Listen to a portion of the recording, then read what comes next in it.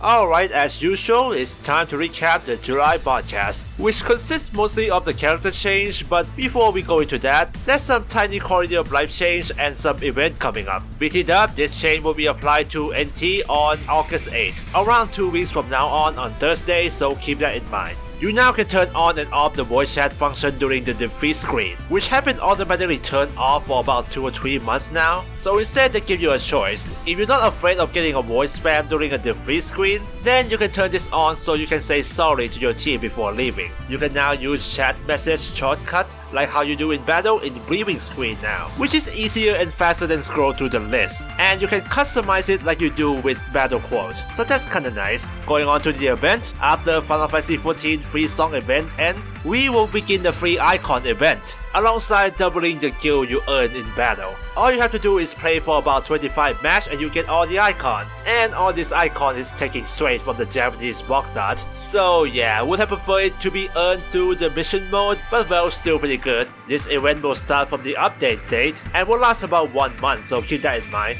Oh wait a sec, there's still a costume to talk about. We got Samurai Buzz, which gonna make all weeb rejoice, and Hooded Ace from the Type 0 opening. Kinda wish for Samurai Ace from the secret ending though, it's kinda nice too, although it would be nicer if they reduce the price of these DLC, and I'm gonna keep mentioning it and encourage you not to buy it until they do. And that's all for the QOL and E. Let's move on to the CU. We have 2 small nerf, 1 big buff / stop rework, and 1 huge rework. As a tradition for the new DLC character, Tifa got some nerf and 1 buff, and hallelujah, the Dolphin Bow got nerf, but not in the way you think. They only reduce the tracking for a tiny bit, but nerf pretty hard on the cancelling frame. Alongside that, a bunch of attacks have less core breaking potential, so instant core breaking combo, i.e. somersault to air neutral, is no longer work anymore. Lamsa got a few nerf. After constant barrage of buff, his neutral can cancel to another neutral like Assassin, but it becomes slower now, and innovate deal a lot less damage. And then we come to my main boy Noctis, who, unlike Lamsa, just keep getting buff after buff. Please don't nerf it back in the next patch. There's a bunch of major change too, so I consider this as a soft rework,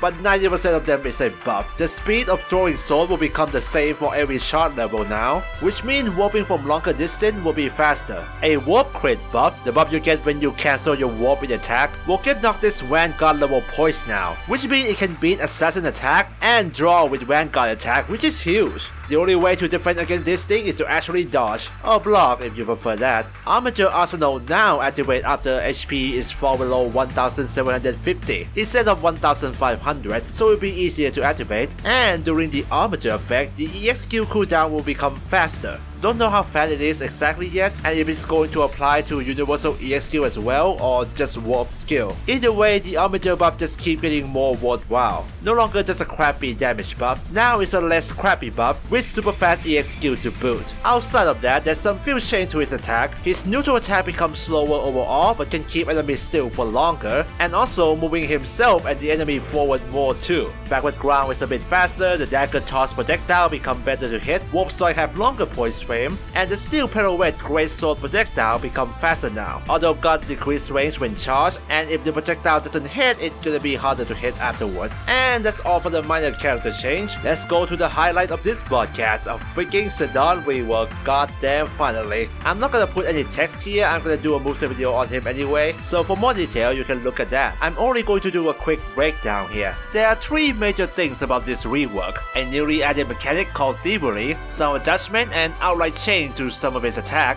and the nerf to his extremely strong team combo potential. This new thievery mechanic is similar to how Senno's mechanic work, where instead of landing 3 different attacks, Zidane can get his thievery buff by landing steel twice. You know his unique dash attack, and don't worry, the steel buff and debuff is still there. And during the trance mode, the steel become a mark, and you only need to land 1 mark to get the thievery buff. So what the hell does thievery buff do? Well, remember Warrior of Light HP attack plus? Yeah, it's coming back now. If Zidane has the thievery buff, his HP attack will become a plus version, increase Relics property or whatever, and he only loses thievery buff after landing HP attack, you know, aside from running out of duration. And if you land that HP attack plus, the enemy get a thievery debuff, which will, and I quote, stop EXQ cooldown. This is like entirely new debuff on its own. It only lasts for about 7.5 seconds, but it can certainly hit hard. The major adjustment comes to his neutral aerial attack. he no longer knock enemy upward and comboing afterward, he only pause and strike now, which made the whole attack animation faster, but it had less team combo potential, cause that knock up twirling thing can keep enemies still for a while. This gonna be a trend later on, and then come to some of his attacks that got completely changed. Backward aerial, the Mio Twister, looked less like most assassin downward attack and more like Kuja downward attack, where he scoop his enemy up instead of going down to them, which make him safer in dueling but riskier against flank attack, especially against marksmen. Moving on to HP attack, his free energy is still the same except there's no steal buff debuff anymore, and the plus version allow him to charge, used to trick the opponent and also increase the size of AoE. Tidal Flame is no longer a slow homing projectile anymore, and a certain number of people is not happy with this. Now it's similar to the cross between Can Vanquish and Lock Rootless Talent. Basically, it can either be upward and downward attack with different input. The major difference is that this actually deals damage, so it can be more useful for instant breaking, and the plus version increased the horizontal movement. The Shipbreak, you know that HP attack nobody used, it changed from tiny AoE attack into Zidane going Tony Hawk all over the enemy, although it's pretty much lock dagger dance, but the plus version increased its range, so it's still a little different. And lastly, the solution 9 is still the same, except there's no free trance buff when it hit. It become a bit slower, but in the plus version you can shot that thing into a giant explosion like Spirit Surge. Oh, and you can spam that thing until you hit it too. Have fun, man.